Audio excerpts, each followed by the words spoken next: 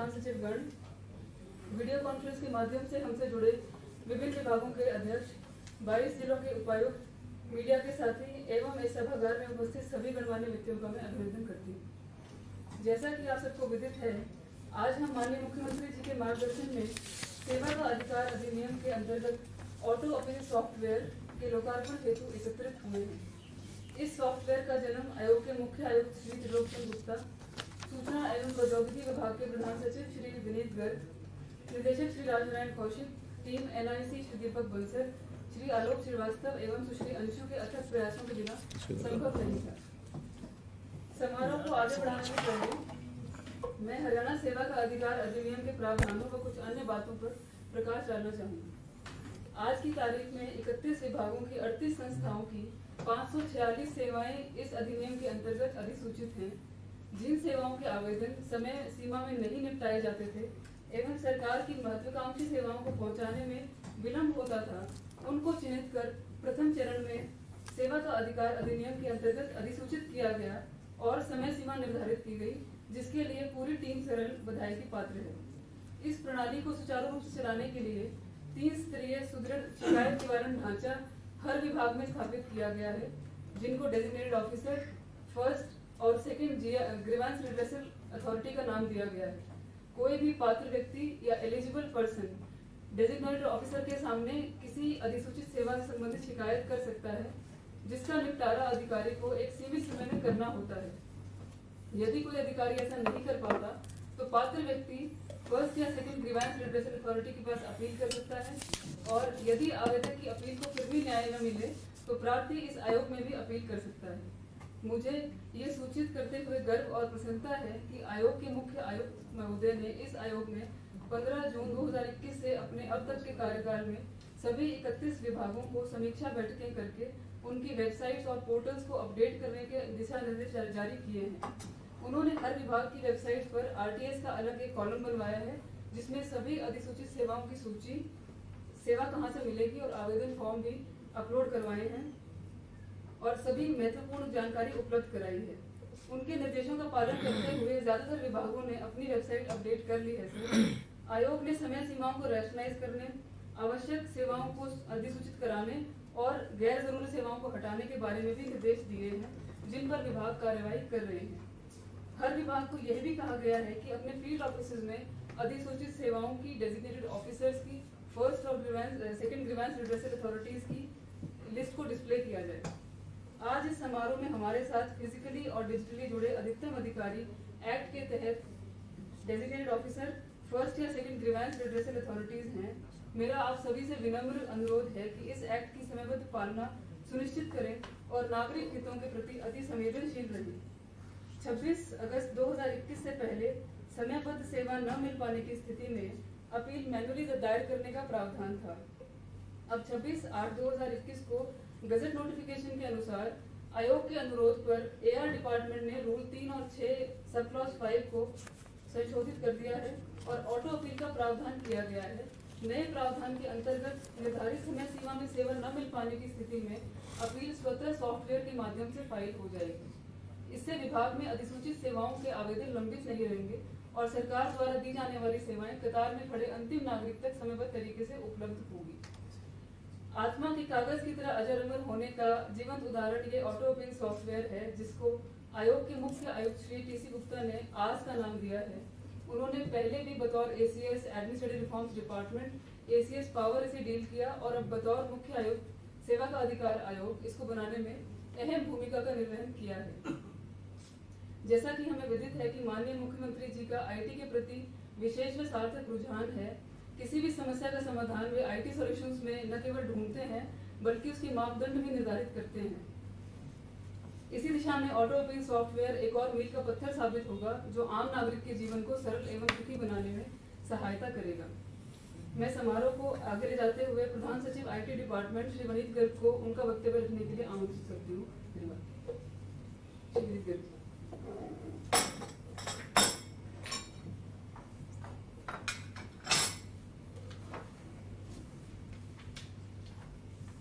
परम आदरणीय मुख्यमंत्री हरियाणा सरकार Shri Manohar Lal ji, chief principal secretary to CM Shri Dhesi ji, chief commissioner right to service commission Haryana right to service commission Shri DC Gupta ji, Hardeep Kumar ji, यहाँ पर उपस्थित सभी गणमान्यगण, VC लिंक से जुड़े हुए जिले से अधिकारीगण, प्रेस और मीडिया के लोग जो YouTube के माध्यम से हमसे जुड़े हुए हैं। सबसे पहले मैं CM साहब का धन्यवाद करता हूँ, उन्होंने हमें अपना कीमती समय दिया और आज इस समारोह के लिए यहाँ पर उपस्थित हुए हैं। CM साहब का सानिध्य, मार्गदर्शन, प्रेरणा हमें समय समय पर मिलती रहती है। पर्टिकुलरली IT सेक्टर में जितने भी IT सॉल्यूशंस हम बनाते हैं उसमें उनकी प्रेरणा सदैव ही हमारे साथ रहती है। उसी कड़ी में आज ये एक ऑटो अपील सॉफ्टवेयर तैयार किया गया है, जिसके तहत अगर सरकारी सेवाएं नियमित समय में नहीं मिलेंगी तो स्वतः ही अपील हायर अथॉरिटीज को, उच्च अधिकारी को चली जाएगी। इससे जो right to service commission act है उसकी लेटर और स्पिरिट में पालना होगी और लोगों को जो इस एक्ट से आस है वो पूरी होगी। CM साहब के निर्देशन में हमने E-गवर्नेंस के कई इनिशिएटिव हरियाणा सरकार ने उठाए हैं, चाहे वो अंत्योदय सरल हो जिसमें कि हमने 550 से अधिक सेवाएं को इससे जोड़ा है, चाहे वह जन सहायक ऐप हो जो कि अभी इसी साल CM साहब ने लॉन्च किया था, जिसमें सभी सरकारी सेवाओं को एक मोबाइल ऐप के माध्यम से लोगों तक उपलब्ध कराने का कार्य किया गया। इसी के साथ ही ई-खरीद के माध्यम से 30,000 करोड़ से भी अधिक की ट्रांजैक्शन की गई, उसको मेरी फसल मेरे बेरोया के साथ जोड़ा गया। साथ ही गेट पास से लेके किसानों के अकाउंट तक डायरेक्ट पेमेंट तक उस सॉफ्टवेयर के माध्यम से हमने कार्य किया, जो कि टोटली हमने अपने डिपार्टमेंट के माध्यम से उस सॉफ्टवेयर को बनाया, जो कि पहले एक प्राइवेट संस्था जिस सॉफ्टवेयर को चला रही थी। इसी प्रकार CM साहब की एक बजट घोषणा जो इस बजट में की गई थी, मुख्यमंत्री अंत्योदय परिवार उत्थान योजना, उसके लिए भी पिछले महीने एक ऐप लॉन्च की गई, जिसके माध्यम से हम जो जिले में अंत्योदय फैमिलीज हैं उनके बेनिफिशरीज की प्रोफाइलिंग करेंगे और उनके बेनिफिशरीज के लिए स्कीम का चयन करके उस ऐप के माध्यम से उसको हम मॉनिटर करेंगे, ताकि उनको हम जो 180 की जो सीमा तय की गई है उस वार्षिक आय 180 तक लेके आ सके। इसी प्रकार वन टाइम रजिस्ट्रेशन जो एक अनूठी पहल पूरे देश में है, उसका काम चल रहा है। उस पर रजिस्ट्रेशन अभी तक 7 लाख से अधिक की रजिस्ट्रेशन हो चुकी है। ये एक अनूठी पहल है जो कि अभी किसी भी राज्य ने और ऐसी शुरुआत नहीं की है। इसी क्रम में सर एक अभी हमने हरियाणा पुलिस के लिए एक एंट्रेंस एग्जाम कंडक्ट किया, जो कि कांस्टेबल्स की प्रमोशन के लिए एक एग्जाम डिवाइस किया, जिसमें कि डिपार्टमेंट ने खुद ही वो पूरा सॉफ्टवेयर बनाया। उसमें क्वेश्चन पेपर भी रेंडमली अपने आप जनरेट होता है और उसके बाद एग्जाम भी ऑनलाइन कंडक्ट करते हैं। तो बड़ा सक्सेसफुली वो एग्जाम अभी हमने कंडक्ट किया सर अगस्त में, और उसके बहुत अच्छे परिणाम हमें मिले, जिसमें कि कोई शिकायत किसी प्रकार की नहीं आई।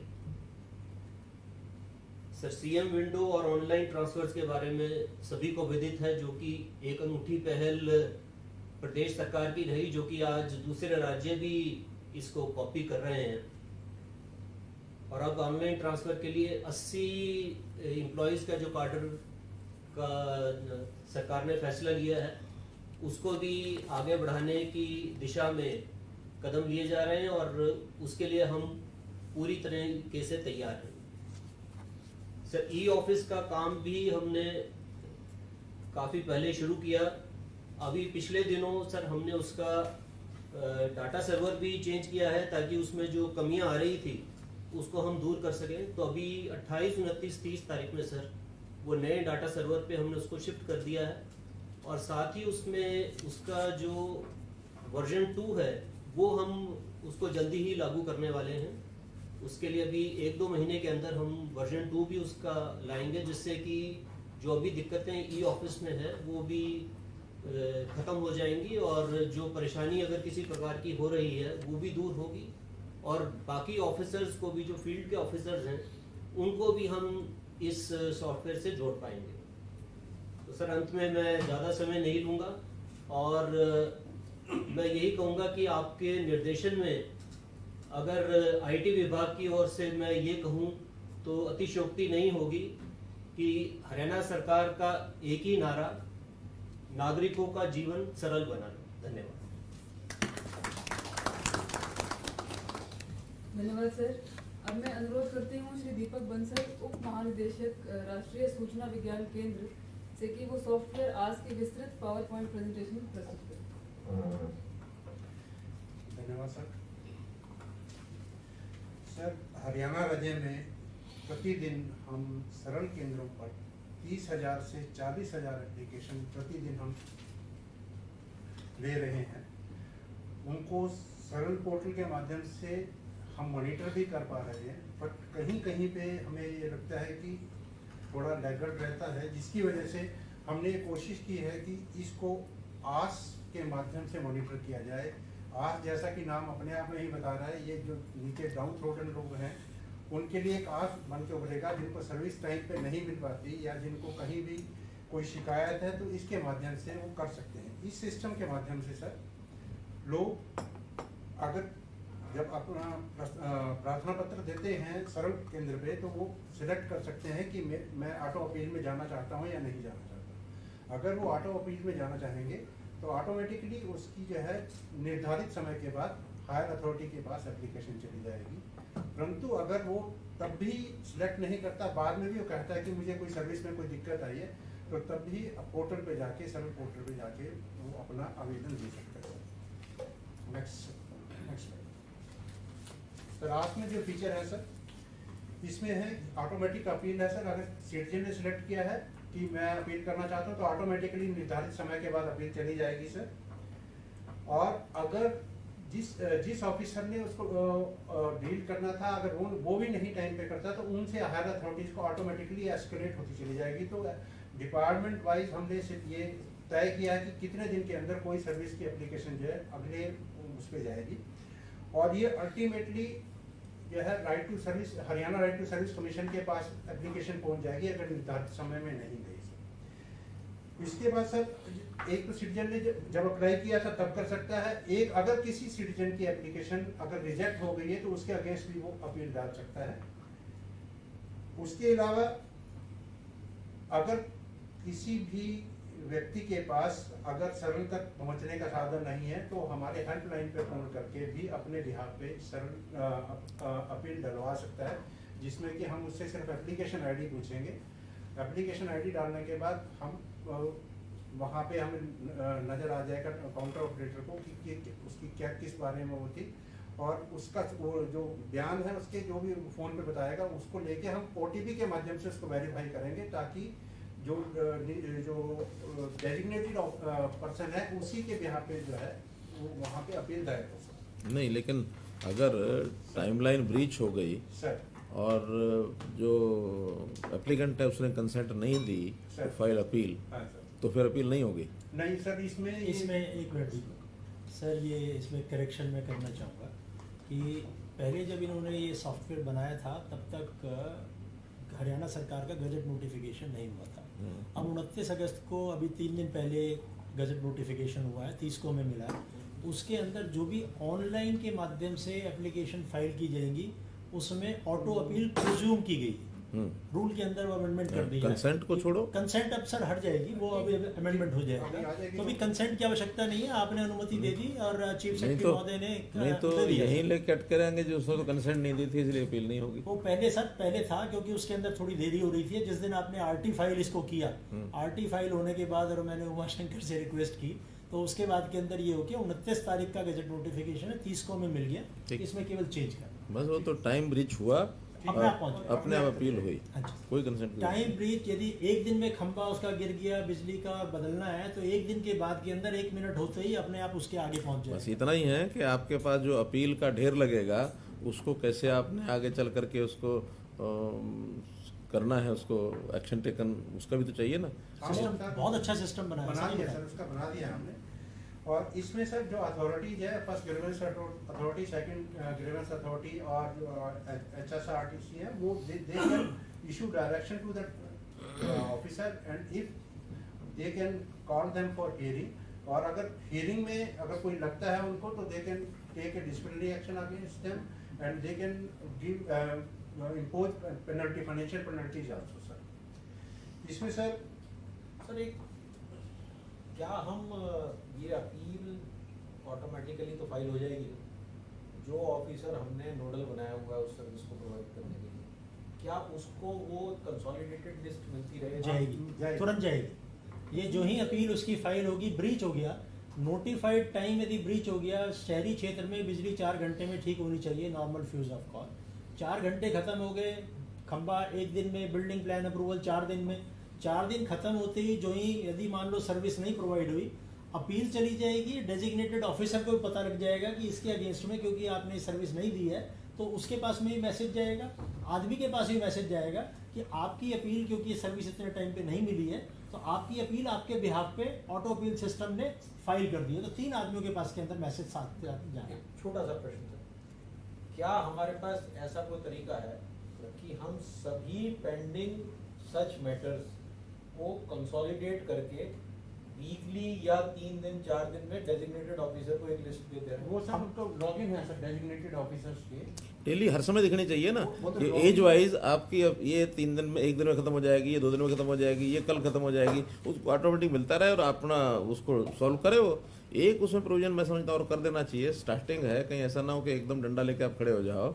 जो ऑफिसर कंसर्न्ड है, जिसका टाइम मानो ब्रीच हो रहा है, अगर वो टाइम के लिए डिमांड करता है कि मुझे 1 दिन का टाइम और दे दिया जाए, 7 दिन आपने दिए हैं राइट टू सर्विस में, लेकिन एक आदमी 7 दिन में किन्हीं कारणों से नहीं कर पाया, उसके पास काम का लोड है, कोई और कारण है, वो कहता है जी इसी सर्विस से मुझे 1 दिन का 2 दिन का टाइम दिया जाए, उसमें हम तय कर सकते हैं कि जो टोटल टाइम पीरियड है उसका 25% तक हम बढ़ा सकते हैं। अगर वो अपील डिमांड करता है कि गिव मी 2 more days, तो उसको अगर हम फैसिलिटी दें, वो रूल्स में धन्यवाद। चेंज करना पड़ेगा सर, वो रूल्स में चेंज करना क्या? पड़ेगा कि आज कर सकते हैं, परंतु इसकी आवश्यकता पड़ेगी नहीं। नहीं पड़ सकती है। कई बार क्या होता है कि आखिर ऑफिसर भी एक इंसान तो है ही है ना, जो नोडल ऑफिसर है वो भी इंसान है, कई बार प्रेशर है, छुट्टी पर गया, कोई बात और होती है। जैसे बिजली का कनेक्शन बढ़ सकता है, ट्रांसफॉर्मर का अपग्रेडेशन करना, हाँ, तो उस पीरियड में ना करके थोड़ी टाइम पे और करना। उसका वो रीजन दे।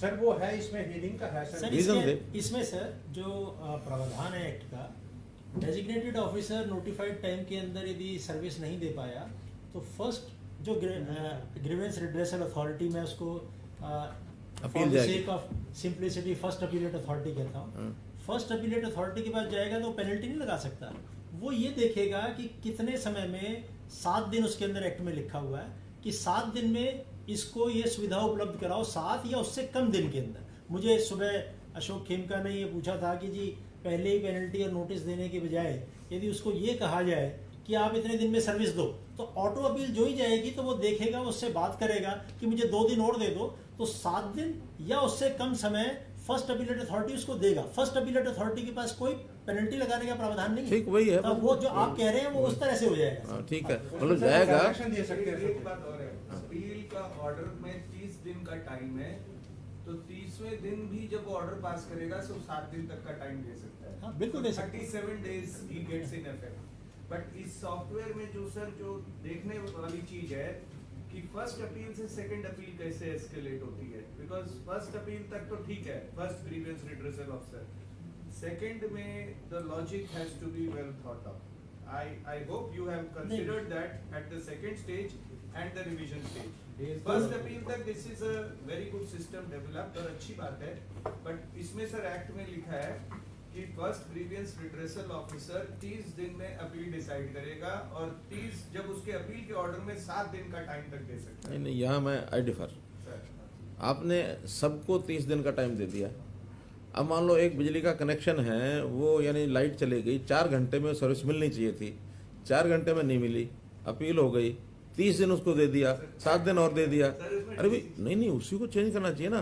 4 घंटे वाले काम को 37 दिन और दे दिया आपने. वो नोटिफिकेशन ऑफ सर्विस जो किया है उसमें सर आपको टेबल बनाना पड़ेगा कि इस सर्विस में इतने दिन डेजिग्नेटेड सर्विस है प्रोवाइड करने हैं, उसकी अपील के इतने दिन मिलेंगे फर्स्ट ग्रीवेंस रिड्रेसल अथॉरिटी को. सेकंड नहीं तो उसमें एक प्रोविजन और डाल दो ना भाई कि उसको एक्स्ट्रा टाइम कितना चाहिए, उसी की जो नोडल ऑफिसर उसको एक डिमांड का एक ऑप्शन दे दो ना. भाई 4 घंटे उसको चाहिए था, 4 घंटे नहीं कर पाया, वो कहता मुझे 2 घंटे और चाहिए, 4 घंटे और चाहिए. आप उसको कर दो कि जो time required for the service उसके बराबर टाइम वो सीक कर सकता है. हाँ, उसके बाद उस समय तक अपील ना हो, वो तो केवल यस नो उसकी होनी है, या डिमांड करे, और डिमांड करे तो जो अपीलेट अथॉरिटी उसको ओके करे, ठीक है, ओके ओके ओके ओके कर दिया, टाइम मांग लिया, फिर उसकी अपील हो, फिर वो टाइम सारा उस हिसाब से आगे लागू. ठीक है सर, नोट करें. हाँ. I would also strongly support what Honorable CM has said, क्योंकि मतलब जैसा कि प्रैक्टिकल वर्किंग में देखते हैं कि in most of the cases तो there is non application of mind. तो जो सीएम साहब कह रहे हैं कि जब वो टाइम सीक करेगा, in a way he sort of proactively involved in the process. तो उससे मतलब यही noted sir, we'll do it. Sir इसमें एक निवेदन है, जो डेजिग्नेटेड ऑफिसर है वो जब सर्विस देगा तो उसमें वो कारण दे सकता है, फिर उसने डिसाइड कर दिया, वो ये कह सकता है कि इस कारणों से विलंब होगा, ये लिख सकता है वो, but he has to decide. जैसे अभी शत्रुजीत सिंह कह रहे थे कि वो ट्रांसफार्मर नहीं अवेलेबल है, कुछ है, तो वो कारण दे सकता है कि इसमें संभावित इतना समय लगेगा, क्योंकि that is disposal of his request. Next जल्दी से. चलिए. Next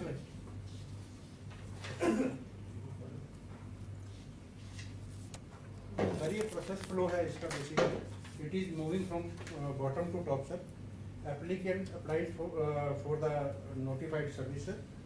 If it is not delivered in time, it will be automatically escalated to GRA1.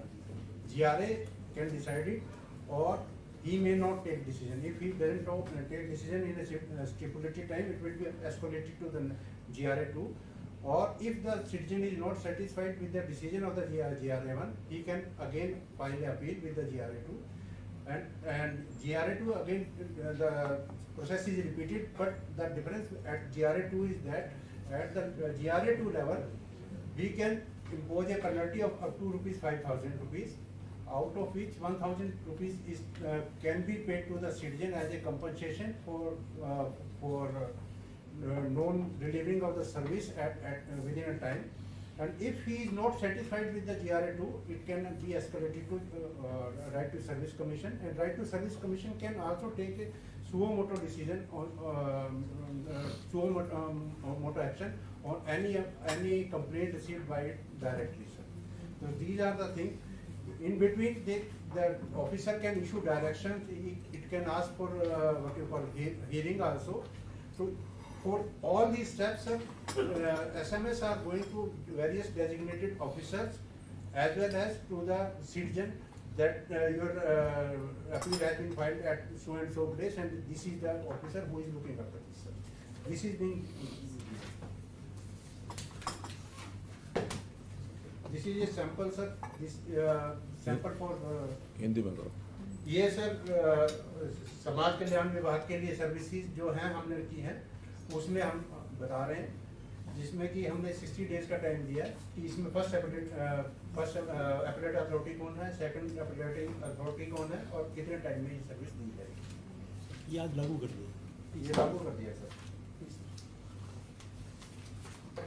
Citizen को जैसे मैंने कहा सर, सिटीजन 2 तरीके से हमारे पास आ सकता है सर.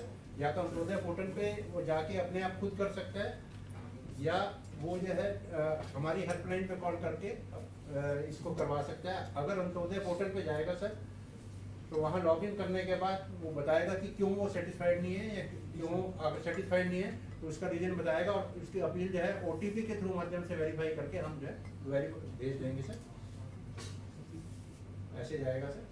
अगर वो टेलीफोन लाइन हमारी हेल्पलाइन पे बात करता है सर, जो ऑपरेटर है उसको अपनी आईडी बताएगा सर, एप्लीकेशन आईडी जो सर्विस के लिए नहीं, उसमें अगर तो ऑपरेटर जो है उसकी डिटेल उसके सामने पॉपअप हो जाएगी। Base upon that information sir वो सिटीजन से वेरीफाई करेगा। सिटीजन जब वेरीफाई करेगा तो पूछेगा कि किस वजह से आप करना चाहते हैं, रीजन वो बताएंगे।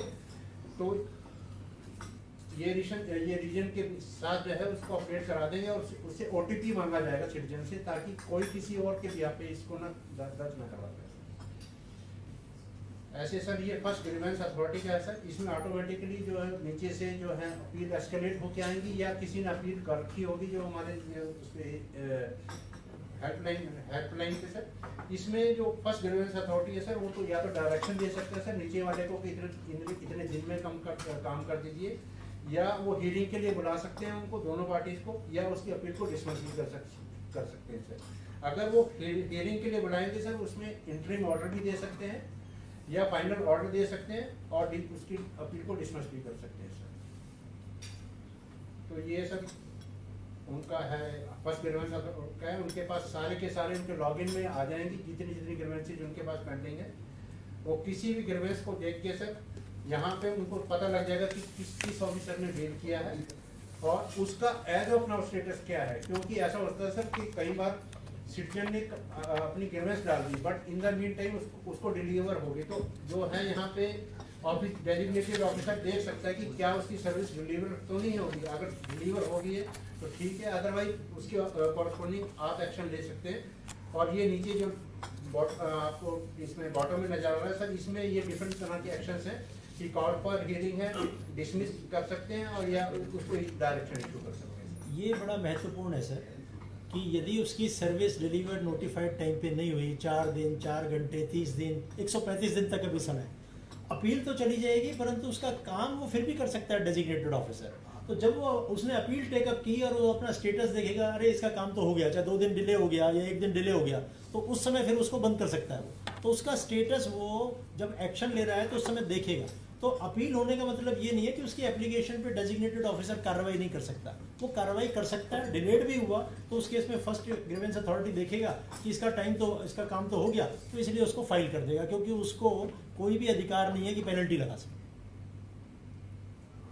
नेक्स्ट सर, इसमें डायरेक्शन जो है सर, जो डायरेक्शन इशू होंगी वो इलेक्ट्रॉनिकली जो हमारा डेजिग्नेटेड ऑफिसर है उसके पास जाएंगी सर। और यहाँ हमने डायरेक्शन देने के लिए टेम्पलेट्स भी दे दिया कि यूजिंग देयर टेम्पलेट्स जो है आप लोग जो है उनको जो डायरेक्शन देना चाहें वो दे सकते हैं सर। ये एक सैंपल हमने डायरेक्शन का वो बनाया था, या बट अभी रिसेंटली सर ने अप्रूव कर दिया, तो हम नया जो है टेम्पलेट लगा देंगे सर इसमें। तो इससे जो सर लोगों को काफ़ी मदद मिलेगी, क्योंकि जो टेम्पलेट है उसमें काफ़ी सारी इन्फॉर्मेशन अपने आप ही आ जाएगी, किसको एड्रेस करना है, क्या एड्रेस करना है, किस अपील के बारे में वो डिटेल प्री पॉपुलेटेड आएगी सर। तो ये सब ईमेल से जाएगा डायरेक्शन? ईमेल से भी जाएगा सर, जिनके ईमेल है ईमेल से जाएगा, पर व्हाट्सएप से आपको एसएमएस से आपको इंटीमेशन एप्लीकेंट को जो एप्लीकेंट को भी अगर उसकी ईमेल है सर उसको ईमेल से भी जाएगा, बट एसएमएस से भी जाएगा कि आप जाके स्टेटस पोर्टल पे देख सकते हैं सर। ईमेल ऑप्शनल रखा है, जहां उसने ईमेल दे दी उसको 100% ईमेल से जाएगा। उसका मोबाइल नंबर कंपलसरी है, मोबाइल से इंटीमेशन 100% जाएगा। सर इसमें जैसे सर ऑफिस में काम होता है, रीशेड्यूलिंग भी वो कर सकते हैं अपनी हियरिंग की अगर कोई इशू है तो, और डायरेक्शंस दे सकते हैं। डायरेक्शंस के DO can then respond online to the appellate authority कि उन्होंने क्या उस पर एक्शन लिया, क्या नहीं किया सर। ठीक है सर। इसमें जो है अगर हियरिंग के लिए किसी को बुलाया तो सर उसकी अटेंडेंस भी इसमें ऑनलाइन लगेगी, और इंटरिम ऑर्डर्स का डालने का प्रोविजन है सर। ये सर एक सैंपल एसएमएसेस हैं जो जा रहे हैं सर, जो जाएंगे सिटीजन को। इसके अलावा सर एक्शन टेकन की एक पूरी सभी डिपार्टमेंट के उसके पास होगी, अपीलेट अथॉरिटी के पास, दे कैन सी कि क्या एक्शन उसमें हुआ, कोई रिप्लाई आया है नहीं आया। और इसमें कम्प्रीहेंसिव हमने सर्च जो है लिस्ट हमने दी है इसमें कि सर्च पैरामीटर दिए हैं जिसके बेस पे जो है उसको शॉर्टन कर सकते हैं सर अपनी उसके जो उनके पास केसेस पेंडिंग पड़े हैं, जो अब कुछ डिसाइड किए हैं, जिनकी अपील पेंडिंग है, जिनकी हियरिंग है, तो वो सभी इसमें प्रोविजन हमने कर दिए। इसमें कॉल लिस्ट भी है कि सर आज कौन कौन से केसेस की हियरिंग है सर, तो वो भी इसमें ऑनलाइन जनरेट हो जाती है सर। सेकंड ग्रीवेंस अथॉरिटी में सर वही स्टेप्स हैं, बट इसमें यह है कि इसमें पेनल्टी भी हम लगा सकते हैं ऑफिसर के ऊपर, और अगर पेनल्टी का क्लास लगेगा तो सर हम फिर सिटीजन को डायरेक्टली उसके अकाउंट में भेज सकते हैं सर। इसमें सर हम जिसको भी पेमेंट करेंगे तो सिटीजन का हम IFSC कोड और बैंक अकाउंट नंबर भी उससे ले रहे हैं ताकि उसके अकाउंट में हम डायरेक्टली पेनल्टी हम भेज सकते हैं। राइट टू सर्विस कमीशन में सर इसके बाद ये इंटरिम वो भी प्रोसेस है सर कि इंटरिम ऑर्डर पास करते हैं, फाइनल ऑर्डर पास कर सकते हैं, डिसमिस कर सकते हैं, और सुओ मोटो भी ले सकते हैं। सुओ मोटो का भी प्रोविजन हमने नहीं किया, पर हम विदिन शॉर्ट स्पैन जो है इसको भी कर देंगे सर, ताकि जो है वो सभी केसेस को ले सके अपने लेवल पे। इसमें सर सिर्फ एक चीज है कि इसमें सर भी they can impose a penalty up to 20,000 rupees, जिसमें से अप टू 5,000 रुपीज जो है सिटीजन को एज ए कंपनसेशन हम दे सकते हैं। इसमें सर ये लास्ट स्लाइड है सर, बस इसमें सिर्फ एक चीज है कि डिपार्टमेंटों के ऑन बोर्डिंग करने के लिए हमें एडमिनिस्ट्रेटिव सेक्रेटरी के और HODs के gov.in के ईमेल चाहिए सर, सबसे पहली बात। और दूसरी बात कि जो उनके जो नोडल ऑफिसर्स हैं डिस्ट्रिक्ट में, जो अपलेट 1 अपलेट 2 अथॉरिटीज हैं सर, उनके भी कम्युनिकेशन एड्रेस ही चाहिए ताकि हम उनको टैग कर सकें। तो अभी हमने पावर डिपार्टमेंट और SDI के लिए कंप्लीट कर दिया है इसको, उनकी अभी 2 सर्विसेज बची हुई हैं, बाकी सभी के लिए हमने कर दिया है। और इसको जो है इसके बाद में नहीं करना।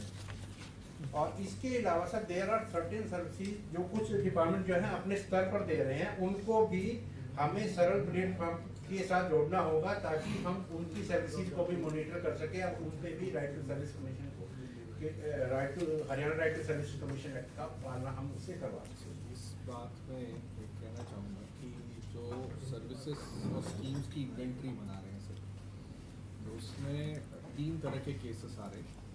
पहला तो है कि सर्विस कंप्लीटली सरल के माध्यम से दी है।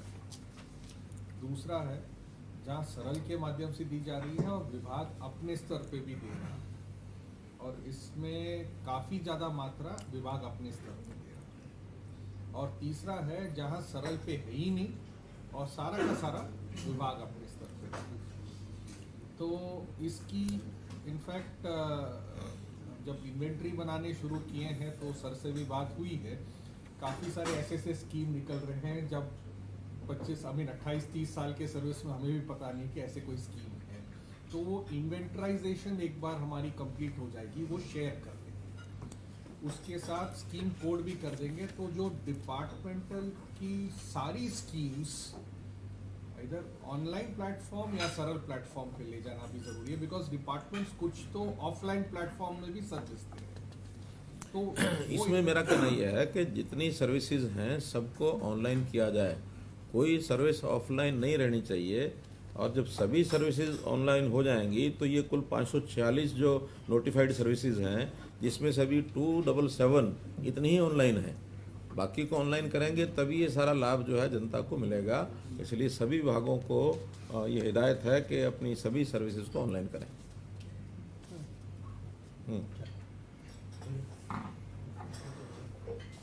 धन्यवाद घनश्याम साहब।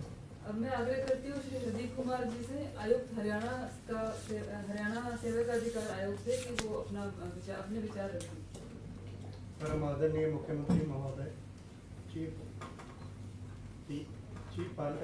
Principal secretary to CM Shri Desi ji, PSCM Shri Umashankar ji, विभागीय सचिवगण, HODs और वीडियो कॉन्फ्रेंस से जुड़े हुए डिस्ट्रिक्ट लेवल के अधिकारीगण, आज ये आस जो है ऑटोमेटिक अपील सिस्टम का जो लोकार्पण मुख्यमंत्री महोदय के द्वारा किया जा रहा है, इसके लिए मैं Haryana right to service commission की तरफ से उनका बहुत बहुत स्वागत करता हूँ, अभिनंदन करता हूँ। इन्होंने अपने व्यस्त समय में से ये हमें समय दिया है। हरियाणा सरकार ने गुड गवर्नेंस के लिए बहुत सारे कदम उठाए हैं, स्पेशली IT इनेबल्ड सर्विसेज को लागू करने में, जिसका विवरण अभी IT सेक्रेटरी साहब ने दिया है। गुड गवर्नेंस में के लिए मुख्यतः 4 इंडिकेटर्स हैं। Number 1, accessibility. सिटीजन का सरकारी तंत्र के साथ एक्सेसिबिलिटी कितनी सुगम है, सरल है, बीच में बिचौलिया नहीं है, कोई करप्शन नहीं है। इससे अगर वो एक्सेसिबिलिटी अच्छी होगी तो हम कह सकते हैं कि गवर्नेंस मॉडल जो है वो काम करेगा। सेकंड है ट्रांसपेरेंसी। जो भी काम हम कर रहे हैं, सरकार सर्विसेज देती है, स्कीम्स इम्प्लीमेंट करती है, उसके बारे में सिटीजन को सारी नॉलेज हो, पता हो क्या रूल्स प्रोसीजर्स है, कैसे सरकार का विभाग काम कर रहा है, यानी कि demystification of rules and procedures. Third है कि टाइमली डिलीवरी हो, कोई अविलंब ना हो, क्योंकि डिले लीड्स करप्शन। और चौथा है अकाउंटेबिलिटी। तो जो अधिकारी या कर्मचारी जो सर्विस दे रहा है या स्कीम इम्प्लीमेंट कर रहा है, उसकी जिम्मेवारी भी नियत हो। तो इन 4 चीज़ों को देखते हुए ही ये Haryana right to service commission का गठन किया गया और Haryana right to service act लाया गया। शुरू में 165 सर्विसेज को नोटिफाई किया गया था और बाद में धीरे धीरे और सर्विसेज ऐड होती गई और अब 31 डिपार्टमेंट्स की 546 सर्विसेज नोटिफाई हो चुकी हैं। अभी भी कई डिपार्टमेंट ऐसे हैं सर जिनकी सर्विसेज नोटिफाई होनी बाकी है। इसलिए मैं आग्रह करूंगा सभी सचिव महोदय से, सभी HOD से कि वो आइडेंटिफाई करें कि कौन सी सर्विसेज जो हैं नोटिफाई की जा सकती हैं और उनमें क्या टाइमलाइंस वो देना चाहेंगे। कुछ एक सर्विसेज जब शुरू में नोटिफाई की गई थी तो कुछ अवधि उसके लिए नियत की गई थी। अब चूँकि 4-5 साल का एक्सपीरियंस, 6 साल का एक्सपीरियंस हो गया है उन सर्विसेज को डिलीवर करने में, तो अभी ये भी मुमकिन है कि वो अवधि को रिवाइज किया जाए। कुछ काम ऐसे हैं जो 10 दिन में भी हो जाते हैं, हमने 30 दिन का रखा हुआ है। तो इस तरीके से भी सभी विभागों को ये चाहिए कि वो अपने अपने सर्विसेज को दोबारा से अध्ययन करें और ये देखें कि कॉमन डिनोमिनेटर क्या बनता है, तो उस हिसाब से री नोटिफाई करा सकते हैं। ये जो सर अभी जो प्रोविजन है एक्ट के मुताबिक, जो सर्विस देता है डेजिग्नेटेड ऑफिसर है, 2 एपीलेट अथॉरिटीज़ हैं, फिर कमीशन के पास रिवीजन में आती है। तो फर्स्ट एपीलेट अथॉरिटी 30 डेज में करता है, का टाइम है उसको। सेकंड के पास करने के लिए 60 डेज लगते हैं और कमीशन पे आने के लिए 90 डेज। सर एक्ट में अमेंडमेंट करके सबका 30 कर दिया। ओके, एक्ट में अमेंडमेंट हो चुका पहले। नहीं 30 दिन तो करने का है। नहीं 30 दिन अपील डिसाइड करने का। एक सबसे पहला अमेंडमेंट इस time period to file appeal ना, नहीं time period to decide appeal कर दिया। डिसाइड तो 30 डेज हो गया, days, but for filing 30 days पहले पे है, फिर 60 है, फिर 90 है। तो इस तरीके से देखा जाए तो किसी भी चीज़ को फाइनलाइज होने में 6 से 7 महीने लगेंगे। तो ये जो ऑटोमेटिक अपील का सिस्टम है, ये जो इंट्रोड्यूस किया जा रहा है, इससे बहुत ही ज़्यादा फायदा होने वाला है। क्योंकि अभी देखा गया है कि जो first appellate authority, second appellate authority prior, वो इतने इन्वॉल्व नहीं है कि वो देखें कि डेजिग्नेटेड ऑफिसर कितना काम कर रहा है, कितनी तत्परता से काम कर रहा है। अब चूंकि IT इनेबल्ड ये सिस्टम से उसके पास सारी इंफॉर्मेशन होगी कि मेरी कि डेलीगेटेड ऑफिसर ने कहाँ टाइम अवधि निकल गई है, और उसके ऊपर जिम्मेवारी भी आ गई है कि उसको भी अब डिसाइड करना है। क्योंकि ये भी देखा गया है कि लोग ज़्यादातर फर्स्ट अपीलेट अथॉरिटी या सेकंड अपीलेट अथॉरिटी का अप्रोच नहीं कर रहे हैं। ज़्यादा से ज़्यादा वो वेट करते हैं कि डेलीगेटेड ऑफिसर अभी नहीं तो चलो 4 दिन बाद कर देगा। नॉर्मली यही होता है कि कर तो देगा, या कई बार डेलीगेटेड ऑफिसर भी उनको बता देता है कि नहीं अभी मैं कर दूंगा, मगर आश्वासन दे देता है, तो अपीलेट मैकेनिज्म में बहुत कम आते हैं। कई बार वो जब ज्यादा देर हो जाती है तो वो कमीशन को कोई अपनी कंप्लेंट कर देते हैं, कमीशन सुओ मोटो उसका नोटिस लेकर उनका डायरेक्शन देकर उस काम को करवा देता है। तो ये जो ऑटोमेटिक अपील सिस्टम है, इससे ये सारी प्रोसेस जो है बहुत स्ट्रीमलाइन होगी। और मगर जैसा मुख्यमंत्री महोदय जी ने कहा कि ये सिर्फ ऑनलाइन सर्विसेज जो डिपार्टमेंट दे रहे हैं उसी में मुमकिन है। काफ़ी डिपार्टमेंट ऐसे हैं जहां अभी भी ऑनलाइन सर्विसेज नहीं हुई हैं। तो मैं आग्रह करूंगा सभी सचिव महोदय से, सभी HOD से कि वो बिना अविलंब के अपने अपने डिपार्टमेंट में जो भी सर्विसेज वो दे रहे हैं उसको ऑनलाइन मोड में लाएं, ताकि इस सॉफ्टवेयर के माध्यम से जो हरियाणा राइट टू सर्विस के जो उद्देश्य हैं उसको हम पूर्णतः अंजाम तक ले जाएं, और लोगों को जो सर्विसेज जो हैं वो सीमलेसली विदाउट हैसल मिल जाए, और उनका विश्वास जो है सरकार में वो इससे बढ़ेगा। इन्हीं शब्दों के साथ मैं पुनः सभी अधिकारीगण का और स्पेशली मुख्यमंत्री महोदय का बहुत बहुत धन्यवाद करता हूँ, अभिनंदन करता हूँ। जय हिंद। धन्यवाद सर। अब मैं अनुरोध करती हूँ आयोग के मुख्य आयुक्त श्री TC गुप्ता जी से कि वो हमें संबोधित करें। सर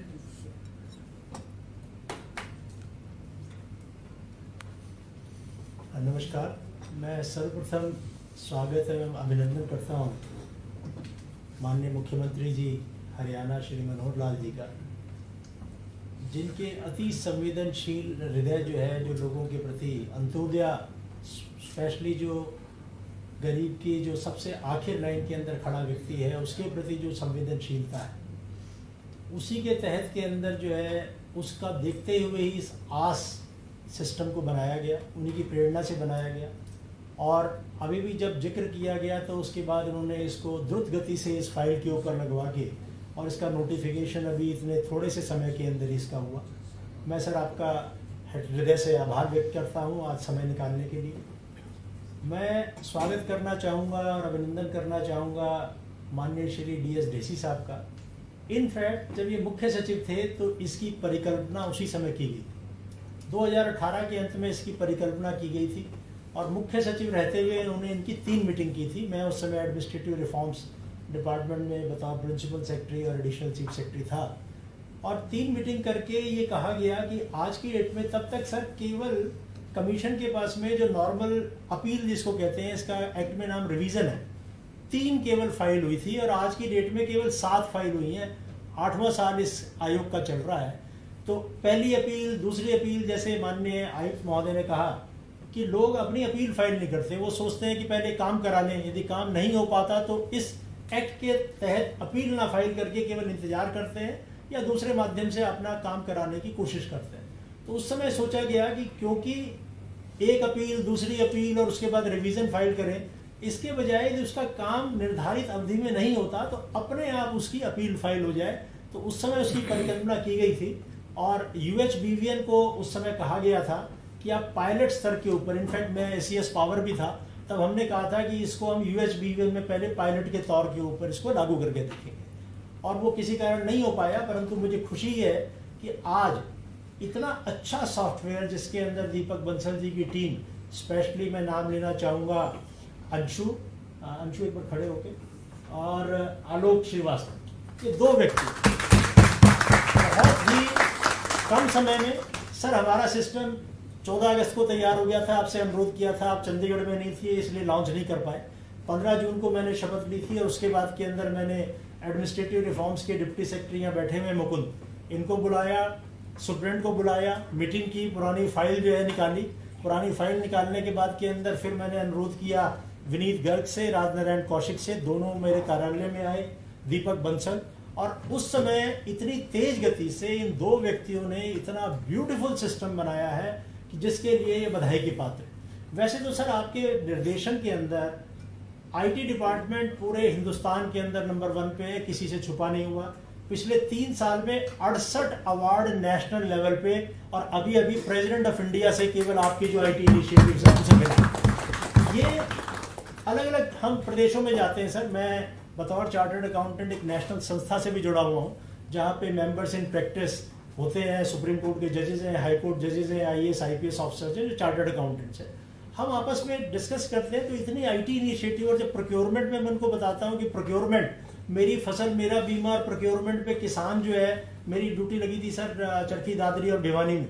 बादड़ा के अंदर सुबह देखता है आदमी, शाम को देखता है। मैं उमाशंकर को बता रहा था कि मेरा कल टोकन आएगा कि नहीं, वो देखता है। ये चीज जो है कोई सोच नहीं सकता कि ग्रामीण क्षेत्र के अंदर इतनी जागृति आईटी के प्रति आई है।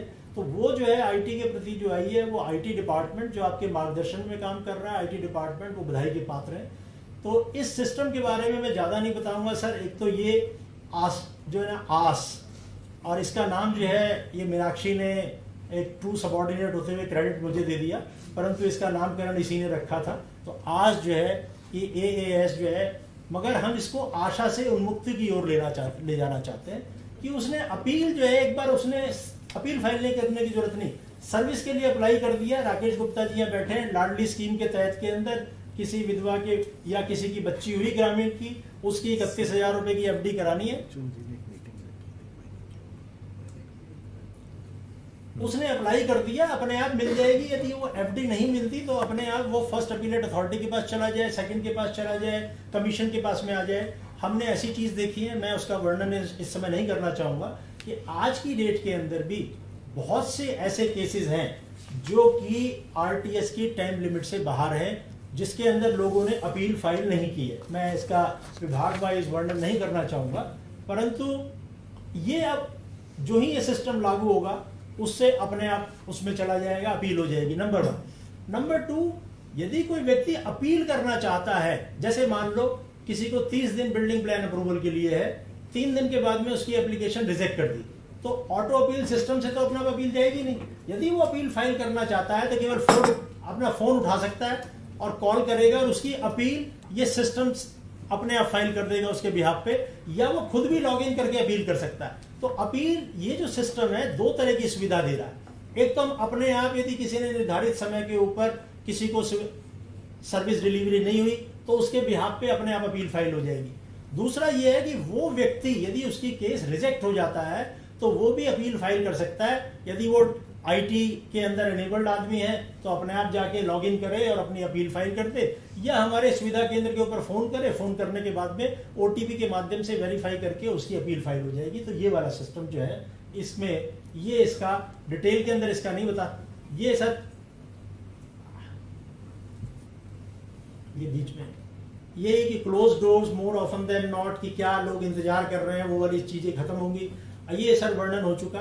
31 विभाग की 38 ऑर्गेनाइजेशंस हैं, जैसे लेबर डिपार्टमेंट का लेबर वेलफेयर बोर्ड भी है, बिल्डिंग कंस्ट्रक्शन भी है, तो 1 से ज़्यादा है।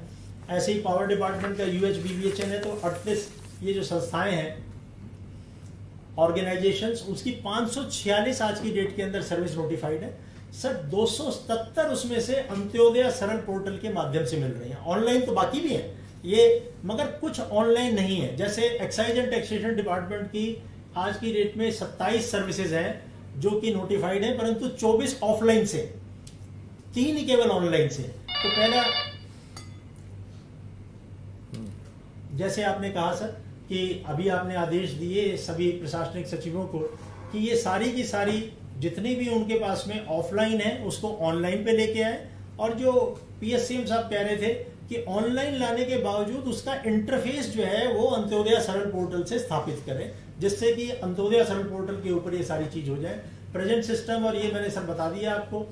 अभी हमने जो किया है, अभी पिछले मैं जो 2.5 महीने के अंदर जो किया, एक तो हर विभाग से डिटेल्ड मंत्रणा हो चुकी है, 30 के 30 डिपार्टमेंट। और उसका हमारा जोर क्या रहा सर कि आपने वेबसाइट के ऊपर ये तो बता दिया कि नोटिफाइड सर्विस है, मगर जाए कहाँ सर? एक्ट में ये प्रावधान है कि आपने नोटिफाइड सर्विस बतानी है कि ये हमारी बिल्डिंग प्लान अप्रूव होनी है, इसका 30 दिन का समय, यदि 30 दिन में नहीं हुई तो first grievance redressal authority second. मगर वो कौन से पोर्टल पे जाके अप्लाई करे? तो अब सारे वेबसाइट्स के ऊपर हमने आगे लिखवा दिया वेयर टू अप्लाई। यूएचबीवीएन ने इसमें सबसे बढ़िया काम किया, पब्लिक रिलेशन ने अच्छा काम किया। इन्होंने क्या किया, जैसे बिजली चली गई तो क्या करें कि आप 1912 पे कॉल कर सकते हो। आगे एक कॉलम और बना दिया उन्होंने अपनी वेबसाइट पे, आरटीएस की 1912 पे कॉल कर सकते हैं, व्हाट्सएप नंबर ये है, इसके ऊपर आप बता सकते हैं, या आप सुविधा केंद्र में जा सकते हैं, सुविधा केंद्र का उसके अंदर डिटेल दे दी है। इसी प्रकार से जब वो बिजली का नया कनेक्शन अप्लाई करना है तो आप इन्वेस्ट हरियाणा के पोर्टल पे जा सकते हैं, हाइपर लिंक दे दिया, उसको क्लिक करेगा सीधे इन्वेस्ट हरियाणा पे चला जाएगा। या तो ये एक बड़ी चीज है, आज की डेट में लोगों को ये तो पता लग गया कि नोटिफाइड सर्विस है, मगर उसको प्राप्त करने के लिए जाए कहाँ, तो उस पर जोर दिया, वो हो गया। डिपार्टमेंटल रिव्यू करने के पश्चात के अंदर सर ये देखा, पिछले 1 साल का हमने रिव्यू किया, 1 साल में जो सबसे ज्यादा डिलेड है उन केसेस के अंदर, ये जहां पे जो सबसे ज्यादा डिलेड केसेस हैं उसमें लगभग 200 केसेस के अंदर हम नोटिस दे रहे हैं। और नोटिस देने के बाद के अंदर एक केस के अंदर पेनल्टी भी लगा चुके हैं, 17 दिन के अंदर ही उसके अंदर पेनल्टी लगाई है। बाकी केसेस जहां बहुत ज्यादा डिले हो रही है उन केसेस के अंदर ये, और एक सर रिकमेंडेशन टू गवर्नमेंट, हमने जैसे एचएसवीपी के केस के अंदर आपको रिकमेंडेशन की, और मुझे ये बताते खुशी है, जो माननीय आयुक्त महोदय यहाँ कह रहे थे कि समय सीमा ज्यादा निर्धारित की हुई है, उसको रिव्यू किया जाए। तो हमने सारे डिपार्टमेंट से ये कहा कि अपनी समय सीमा रिव्यू करो। तो एचएसवीपी ने कहा कि बिल्डिंग प्लान अप्रूव करने में जो 30 दिन है रेजिडेंशियल बिल्डिंग के अंदर, हम केवल 3 दिन का समय लेंगे। तो वो हमने सर सिफारिश की, 3 के बजाय हमने 5 कर दिया, और आपने वो सिफारिश मान ली है। उसका नोटिफिकेशन जो है अगले 3-4 दिन के अंदर हो जाएगा। 16 सर्विसेज की बजाय 53 सर्विस हो रही है, और 53 के अंदर जो टाइम लिमिट है वो काफी ज्यादा घटाई जा रही है। 2 केसेस में टाइमलाइन बढ़ाई भी है। पुलिस के डिपार्टमेंट से आए तो पुलिस ने कहा कि इन 2 केसेस में हमें ज्यादा समय चाहिए, उसके अंदर हमने उनकी संतुति की, बढ़ाई भी है, और वो नोटिफिकेशन हो गया। और बाकी केसेस के अंदर जो घटाना है वो घटाई भी है। परंतु 90% से ज्यादा केसेस ऐसे हैं जिसके अंदर समय सीमा को कम करना चाहिए। 2 कारण है सर। एक तो जब इन्होंने दिन लिखे थे तो इन्होंने इस चीज का ध्यान नहीं रखा कि ये वर्किंग डे, उन्होंने केवल 30 दिन लिख दिया, जबकि 30 दिन वर्किंग डे का मतलब होता है कि वो 37 या 38 दिन के ऊपर आ जाएगा। दूसरा ये है कि जो समय सीमा कई केसेस में जो निर्धारित है वो तब की हुई है जब ऑफलाइन से था। यदि ऑनलाइन माध्यम से आप सर्विस दे रहे हैं तो उस केस के अंदर आपका समय सीमा कम होनी चाहिए। तीसरा सर, हमने जो डिपार्टमेंट को कहा कि इंस्ट्रक्शंस क्या आपने नीचे जारी की है वो आप तो हमें बताओ, कि जिस आदमी ने उस एप्लीकेशन को डील करना है। फॉर एग्जांपल उमाशंकर जी, ये अमित अग्रवाल यहाँ बैठे हैं, इन्होंने फिल्म शूटिंग की परमिशन के लिए आगे क्या वो डीसी के पास भेज देते हैं, डीसी के पास में क्या होगा उसके पास पता ही नहीं कि उसने करना क्या है। विद द रिजल्ट की कई केसेस में जहां वो 20 दिन लगने चाहिए वो 3 महीने भी लिए उन्होंने। कल इन्होंने हमारे पास में अपनी एसओपीज बना के भेज दी है कि ये एसओपीज, इसको हम ये चेक करेंगे, डीसी ये चेक करेगा, आगे ये चेक करेगा। इसी प्रकार से सारे विभागों को कहा गया है कि 546 की 546 31 अगस्त तक हमें ये बता दें कि नीचे वाले अधिकारी को आपने क्या इंस्ट्रक्शन दी है, और अब हम दोबारा इन डिपार्टमेंट के साथ बैठ के इस प्रोसेस को स्ट्रीमलाइन कर देंगे। मेरा ये मानना है कि कम से कम 30 या 40% इसमें समय और स्टेप्स कम होने चाहिए। कई जगह जो है बार बार मांग रहे हैं। फॉर एग्जांपल एचएसआईडीसी क्या करता है सर कि सेल डीड हो गई प्लॉट ट्रांसफर करने के लिए, उसके बाद के अंदर दोबारा उससे एफिडेविट मांग रहा है कि तूने सचमुच ये प्लॉट बेचा है। जब सेल डीड हो गई तो उसके बाद के अंदर विजेंद्र जी एफिडेविट की क्या जरूरत है? नंबर 1, हरियाणा सरकार ने एफिडेविट खत्म करने के लिए इंस्ट्रक्शंस 3 बार जारी की हुई है कि कोई एफिडेविट नहीं, यदि कानून के अंदर चाहिए तो ही एफिडेविट लेना है, नहीं तो self declaration is good enough. Number 2, sale deed हो गई तो उसके बाद में एफिडेविट क्यों लेना? उसके कारण सर एक केस 2 साल से अटका हुआ जो कि मल्टीनेशनल है। ये लोग बैठ के हरियाणा सरकार के बारे में व्यू बनाते हैं। यदि उनको ये रहेगा कि नहीं तुरंत ये काम हो गया, स्ट्रीमलाइन कर दिया प्रोसीजर्स को, आपसे अगला समय 1 महीने के बाद लेके इंडस्ट्रीज एसोसिएशन के समय हम ये कराएंगे सर कि कितना समय हमने कम कर दिया, क्या कर दिया, स्ट्रीमलाइन कर दिया, और मुझे लगता है कि उससे ईज ऑफ डूइंग बिजनेस के अंदर हमारी जो रैंकिंग है वो काफ़ी इंप्रूव होगी। तो ये हमारी रिकमेंडेशंस। अवेयरनेस हम कर रहे हैं सर, अवेयरनेस में सबसे ज़्यादा है, आपने कहा था कि लोगों को नहीं पता, तो जिले जिले में जा रहे हैं। तो पहला कार्यक्रम हमने करनाल में किया और बहुत ही अच्छा कार्यक्रम रहा, और उसके अंदर जिले के सारे लोगों को बुलाया, साथ में पब्लिक के रिप्रेजेंटेटिव, मेयर भी हमारे साथ, प्रेसिडेंट म्यूनिसिपल कमेटी, काउंसिल्स, आपने ग्रामीण क्षेत्र के बार एसोसिएशन के प्रेसिडेंट, वो सभी बैठे हुए थे। और बहुत से लोग तो कहने लगे कि ऐसा कानून है और ऐसा कोई आयोग बैठा है जो पेनल्टी लगा सकता है, ऐसा कोई सेकंड अपीलेट अथॉरिटी बैठा है जो पेनल्टी लगा सकता है, हमें तो आज तक नहीं पता था इस चीज के बारे में। तो उसी क्रम के अंदर सारे जिलों में जा रहे हैं। कल पंचकूला में रखा हुआ है सर, परसों कैथल में रखा हुआ है और कुरुक्षेत्र में रखा हुआ। इसी प्रकार से हमें ये उम्मीद है कि हम इस महीने के अंदर 22 के 22 जिलों को कवर कर लेंगे, जिससे लोगों में जागृति पैदा हो जाएगी। एसओपी सर मैंने बताया, एक ऑनलाइन डिलीवरी आपने रिक्वेस्ट की, रैशनलाइजेशन ऑफ सर्विस, और ये इसमें सर सुओ मोटो नोटिस हमने बहुत से लोगों को जारी किए हैं, लगभग 300 को, और ऐसे ऐसे चीजें ध्यान में आई जो मैं नहीं बताना चाहूंगा इस समय। एक केस के अंदर 17 दिन के अंदर हमने 2 ऑफिसर्स पे पेनल्टी भी लगा दी। सर एक एचएसवीपी ने बहुत अच्छा काम किया हुआ है, सीए हुड्डा की अनुमति से उन्होंने किस सर्विस के लिए कौन से डॉक्यूमेंट चाहिए उन्होंने वेबसाइट पे लिखे हुए हैं कि किसी की डेथ हो गई, किसी के, तो उसके बच्चे के नाम में प्लॉट ट्रांसफर होने के लिए ये चीज चाहिए, डेथ सर्टिफिकेट चाहिए, उसका यदि विल है तो विल चाहिए, विल नहीं है तो अखबार में नोटिस दें 30 दिन के बाद में। ये नीचे के एक अधिकारी ने उस डॉक्यूमेंट में जो है नहीं है, वो कहते हैं ये डॉक्यूमेंट उससे और मांग लिया जाए, जबकि उसकी जरूरत नहीं थी, और सुप्रीम ने अपने लेवल के ऊपर जो है उसको अप्रूव करके उसका केस रिजेक्ट कर दिया, मांगा भी नहीं, रिजेक्ट ही कर दिया। मैंने ये कहा कि यदि इस डॉक्यूमेंट को मांगते, नया डॉक्यूमेंट आपको चाहिए, तो स्टेट ऑफिसर की अप्रूवल लेते, और स्टेट ऑफिसर से भी अप्रूवल लेके अब डॉक्यूमेंट मांगते, ये नहीं कि उसने डॉक्यूमेंट नहीं लगाया तो उसको रिजेक्ट कर देते। और जो ही उनके ऊपर 5-5 हजार की पेनल्टी लगाई, उन्होंने 3 दिन के अंदर वो पैसे भी जमा करा दिए, और 5 हजार रुपये उसकी जो केस रिजेक्ट हुआ था उसको दे भी दिया। ये हमने 5 अगस्त को ऑर्डर किया था, 17 जुलाई को टेलीफोन के माध्यम से केवल कंप्लेंट आई थी, अमित कौशिक नाम का एक कंप्लेनेंट था, और उसका हमने निपटारा इसमें उसी समय कर दिया था। हमारी जो है रिकमेंडेशंस कई पेंडिंग पड़ी हुई थी, 9 SC BC डिपार्टमेंट, बहुत से लोगों की, और वो सारी की सारी करने के बाद के अंदर हमने नोटिफाई कर दी है, सबके अंदर संतुष्टि दे दी है। आपके पास हमारे रिकमेंडेशंस का थोड़ा बोझ बढ़ेगा, परंतु जो यहाँ पे पंकज अग्रवाल बैठे हैं, सेक्रेटरी एडमिनिस्ट्रेटिव रिफॉर्म्स, मुकुंद या डिप्टी सेक्रेटरी बैठे हुए हैं, इनको मैंने बार बार बताया भी है कि कानून में ये प्रावधान है सर कि हमारी जो संतुष्टि की जाएगी उस पर 30 दिन पे सरकार को निर्णय लेना होगा। 30 दिन के अंदर जो है सरकार निर्णय नहीं लेती तो हमें बताना होगा कि कितने टाइम के अंदर आप क्यों नहीं ले पा रहे, या जो आप कह रहे हैं कि ज्यादा समय लगेगा, हमसे मांग सकते हैं कि ज्यादा समय लगेगा। मैं केवल मजाक के तौर में कह रहा हूं, परंतु ये कानून का, आपका कानून बनाया हुआ सर, आपके कानून में जो विधानसभा ने कानून बनाया ये उसका प्रावधान। तो इसलिए जो भी संतुष्टि की जाएगी, और जो पहली संतुष्टि की है उसको बहुत सीरियसली लेते हुए आपने अप्रूव कर दिया, जिसके लिए आयोग आपका धन्यवादी है। और ये कुछ सब हमने सीएम विंडो को एनालाइज किया, जो सबसे महत्वपूर्ण है कि लोगों में क्या दर्द है, किस चीज की वो शिकायतें कर रहे हैं। तो हमने उसको एनालाइज करते हुए, करनाल जब गए थे तो हमने उसको एनालाइज किया कि उस दिन 41 सीएम विंडो पे कंप्लेंट आई थी, जो नोटिफाइड सर्विस से संबंधित केवल 10 थी। कुछ ऐसे लोगों के दर्द थे जो हमने चिन्हित किए कि सर्विस टू बी नोटिफाइड की 15 और सर्विस नोटिफाई होनी चाहिए। फॉर एग्जाम्पल यूएलबी के अंदर सर आज की डेट में सबसे ज्यादा शिकायतें आ रही हैं कि प्रॉपर्टी आईडी जारी करने के लिए वो लोग रिक्वेस्ट कर रहे हैं और उसके अंदर कंप्लेंट कर रहे हैं, कोई इतना पैसा मांग रहा है, कोई इतना पैसा मांग रहा है, वो नोटिफाइड नहीं है, तो उसको हम नोटिफाइड कराएंगे। तो हमने जो है इस तरह से अपनी एनालिसिस कर रहे हैं कि एनालिसिस करने के अंदर कितने मजिस्ट्रेट के इशू हैं, कितने जो है मिसलेनियस हैं। हमारा सर आयोग का मापदंड ये है कि सीएम विंडो के अंदर नोटिफाइड सर्विसेज से संबंधित शिकायतें कम हो तो आयोग का रहने का फायदा है, नहीं तो आयोग के रहने का कोई फायदा नहीं। और इससे हमें लोगों के दुख दर्द भी पता लग रहे हैं। तो ये हमने सर आज की डेट के अंदर जो है हम 3 ही अधिकारी वहाँ पे कमीशन में है, मैं, श्री हरदीप कुमार जी और एक मीनाक्षी, साथ में आपने जो अनुमति दी CMGGH जो पुराने 1 साल वाले हो गए, 4 आपकी अनुमति मिल गई, और वो 4 के बाद में हमने 2 हायर कर लिए जिन्होंने 15 दिन पहले ही ज्वाइन किया है, सुप्रिया और रूप।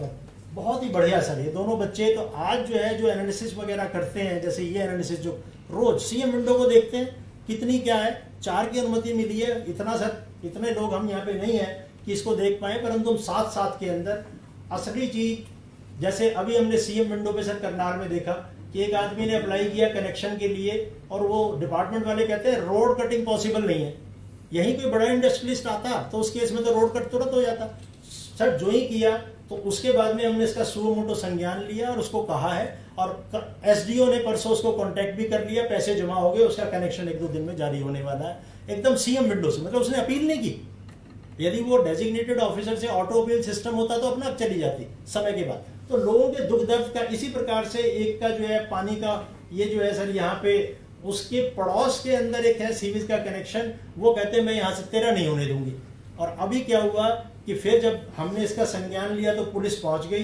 पहुंचने के बाद उन्होंने फिर सीन क्रिएट किया, मीडिया को बुला लिया, मीडिया के साथ ही जुड़े भी हुए। तो उसके बाद के अंदर अब जो है उसमें पुलिस सहायता के साथ के अंदर एक काम होता है। तो सीएम विंडो का जो समन्वय हम इसके अंदर कर रहे हैं, कुछ लोगों ने हमें थैंक्स भी की। यहाँ से सर आज की डेट में आपका आशीर्वाद इतना है कि सबको पता है कि कमीशन पे आपका पूरा आशीर्वाद है। तो यहाँ से जो भी मेल जाती है उसके ऊपर तुरंत कार्रवाई भी होती है कि एक का किसी का ट्रांसफार्मर नहीं लग रहा था, वैसे तो उस केस के अंदर मेल गई और उसको तुरंत 6 वो कंप्लेंट कर चुका था 6 बार। उसके बाद में 7वीं बार के अंदर फिर उसका धन्यवाद आ गया। और ये ओवरफ्लो था इसी से टीपी स्कीम रेवाड़ी के अंदर, ये नोटिफाइड सर्विस है, तुरंत भेजा। उसके बाद में उसका धन्यवाद कि मेरा तो आज ही खुल गया जी, इसके लिए धन्यवाद। और एक सर मैं आयोग आपका धन्यवाद करना चाहता है कि हमने जो भी आपको डिमांड भेजी हरियाणा सरकार को, या हमने कोई भी चीज रिकमेंडेशन भेजी, कल की डेट में मेरा कोई भी पेंडिंग नहीं था। लोग शिकायत तो करते हैं मेरा ये चीज पेंडिंग है, ये चीज पेंडिंग है। कल मैंने माननीय मुख्य सचिव जी को लिखा है, I am pleased to convey heartfelt thanks and appreciation on behalf of the Commission and myself for the cooperation extended by the government in approving all the proposal as well as demand sent by the Commission. Resultantly, no proposal of the demand of the Commission is presently pending with the government. Looking forward to continued cooperation and guidance from the government with sincere regards. लगता है commission का प्रभाव सरकार पर भी हो गया है। धन्यवाद सर। तो सर इसी के साथ मैं केवल ये कि आपके जो सपने हैं, जो आपने मार्गदर्शन दिया है, जो आपने गाइडेंस दी है, मैं हरियाणा की जनता को केवल इतना ही कहना चाहूँगा कि आपका जो मार्गदर्शन है उसके तहत जो भी सर्विस होगी जिसका जो नोटिफाइड पीरियड है उसके अंदर सबको मिलेगी। नहीं मिलेगी तो जो भी अधिकारी इसके अंदर कोई कताई करेगा उसको माफ नहीं किया। धन्यवाद। अब मैं परम आदरणीय मुख्यमंत्री जी से गर्वत आग्रह करती हूँ कि वे बटन दबाकर इस आज सॉफ्टवेयर का वो लोकार्पित करें और अपने विचारों से हमें अभिभूत करें।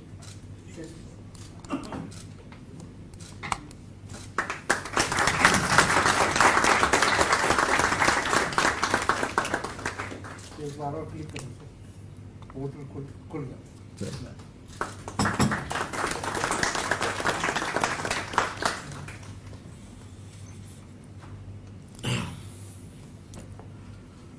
आज का इस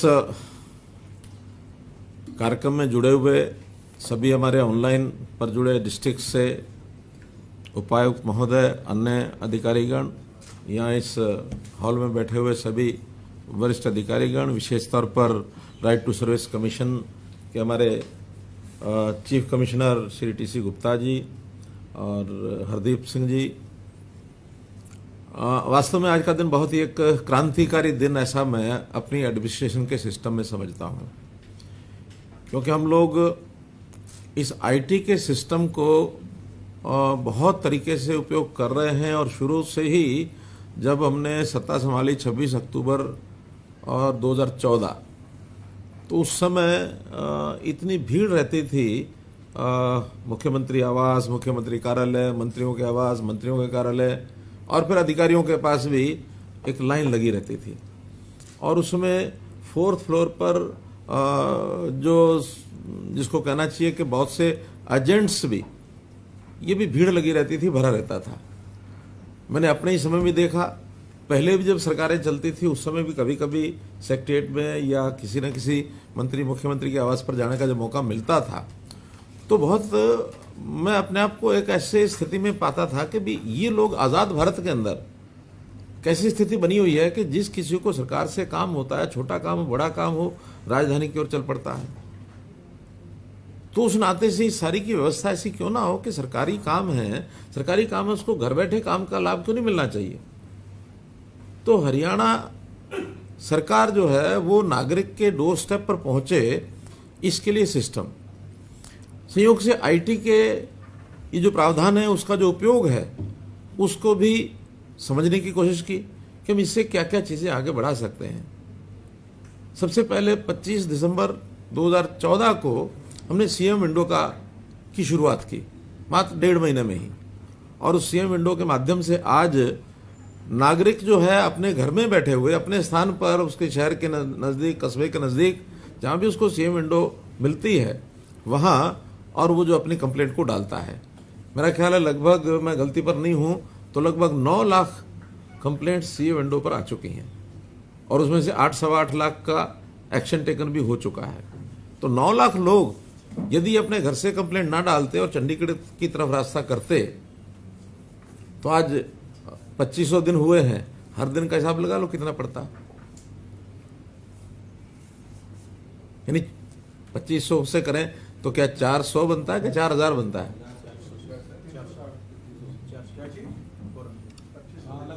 हाँ, 360-400 लोग प्रतिदिन हमने उन कंप्लेंट्स को चंडीगढ़ आने से बचाया।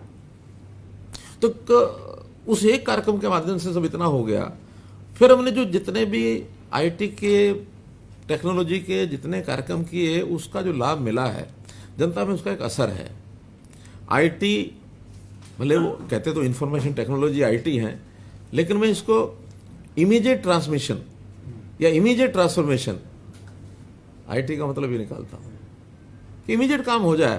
कहीं भी देश में दुनिया में कोई आदमी बैठा, उसने क्लिक किया और वो संबंधित आदमी के पास चीज़ पहुंच गई, संबंधित आदमी ने उसको हल किया, क्लिक किया तो फिर वापस उस आदमी का रिजल्ट उसको मिल गया। तो इस क्रांतिकारी सारे सिस्टम से हमने जो चाहे अंत्योदय केंद्र बनाए, सरल केंद्र बनाए, या जो सर्विसेज को ऑनलाइन किया और उसके माध्यम से सारी चीज़ें जो कर रहे हैं, और अब जो सॉफ्टवेयर नए नए बने हैं, चाहे वो परिवार पहचान पत्र है, मेरी फसल मेरा ब्यौरा है, या वेब हेल्थ के माध्यम से हमारा जो जितने भी रेवेन्यू के जो डाटा रिकॉर्ड है, लैंड रेवेन्यू जो हो रहा है, उसमें से लोगों को बहुत सुविधा हो रही है। इतना सब होने के बाद भी बहुत कुछ बाकी भी है। लोगों को जागरूक करना पहली आवश्यकता तो ये है, जैसा ठीक बताया गुप्ता जी ने, कि जागरूकता के अगर अभियान चलाए जाएंगे, लोगों को इसकी जानकारी होनी चाहिए। अवेयरनेस की कमी बहुत है।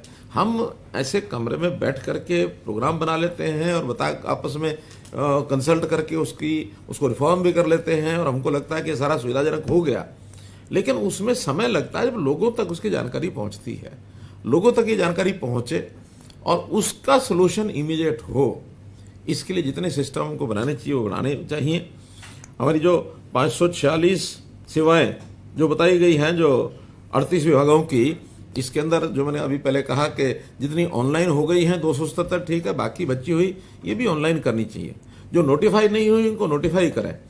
और फिर जो एक ऑटो अपील का जो सिस्टम ये बना है, आस जिसको कहा है, नागरिक को आस बन गई, लेकिन केवल आस तक सीमित नहीं है, वो असल में भी होना चाहिए। तो हमें इस आस को, आस से असल सिस्टम, अगेन इट फॉर्म्स आस, तो उसको लगना चाहिए कि मेरा काम ये हुआ, उसका विश्वास बढ़ेगा, जागृत होगा। और ये हमने कहा कि इसकी जिम्मेवारी किसकी है, जिसने टाइम से काम नहीं किया। प्रावधान सारे कर दिए, नोटिफाई कर दिए, टाइम लिमिट तय हो गई, लेकिन अभी तक जिसने नहीं किया उसको असर नहीं जाता था। ठीक है, लिखा हुआ है 5 दिन में करना, 10 दिन में करना, नहीं हुआ तो क्या। उसके बाद सिस्टम सारे बने हुए थे, अपील करेंगे, नागरिक अपील करेगा, अपील करने में आप बता रहे हैं अपील बहुत कम आ रही है।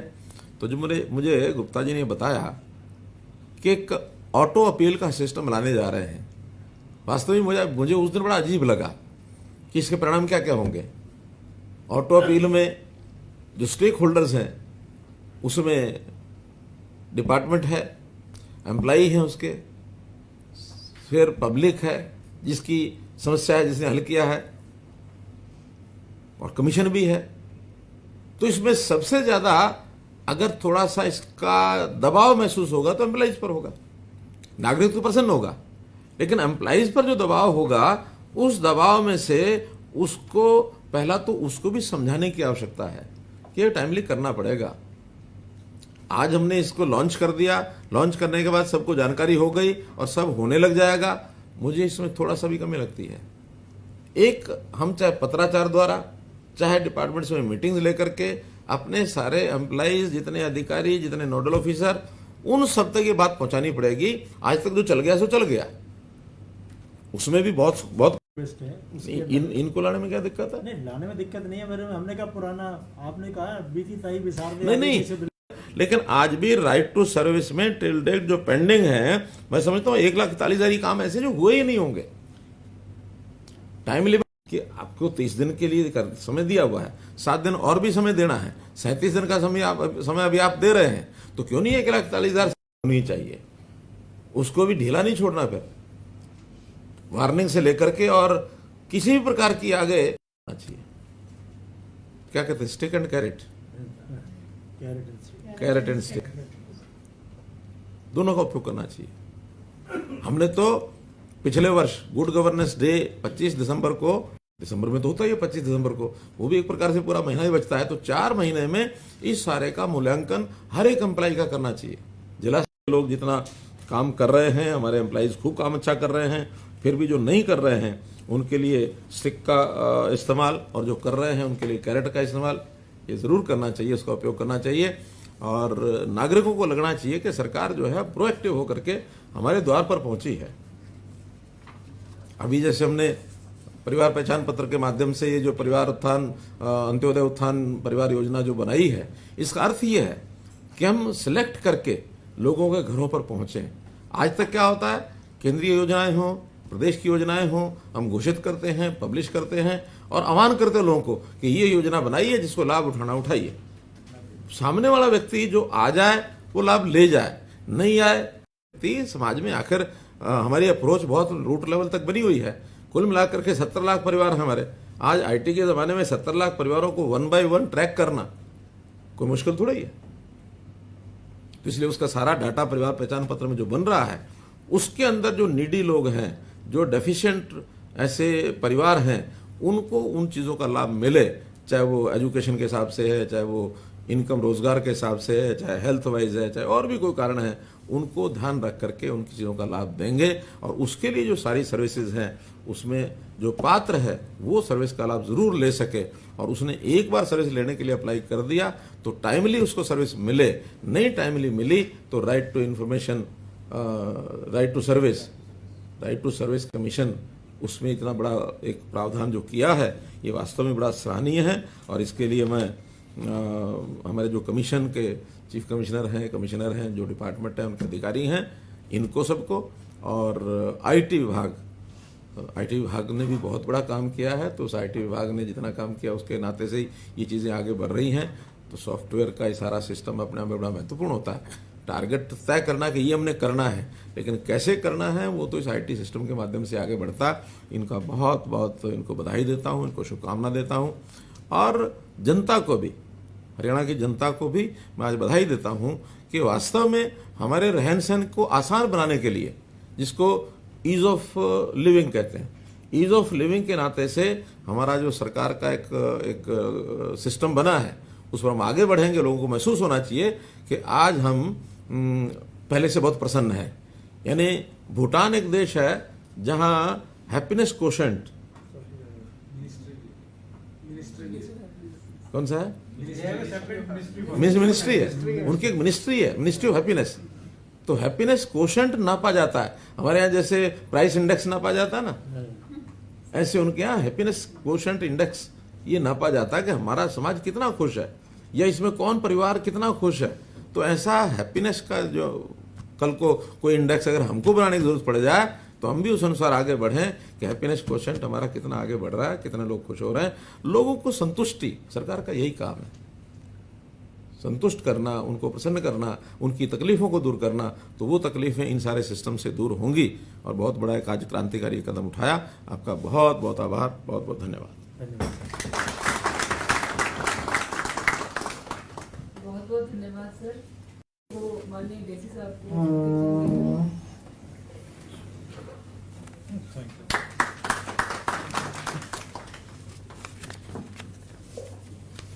और मेरा आग्रह है कि राजनारायण कौशिक निदेशक सूचना एवं प्रौद्योगिकी विभाग 5 से ऊपर 2% चीफ हो जाएगा हर महीने 8 से नीचे पे हरियाणा प्रदेश के माननीय मुख्यमंत्री महोदय श्री मनोहर लाल जी, 9 से नीचे मैंने मुख्यमंत्री जी के विशेष प्रधान सचिव Shri building DCI sir, construction workers की एप्लीकेशन करने बात होगी chief commissioner Haryana right to service commission DC Gupta sir, Hardeep sir, Vineet Garg sir और रेस्पेक्टेड एडमिनिस्ट्रेटिव सेक्रेटरी,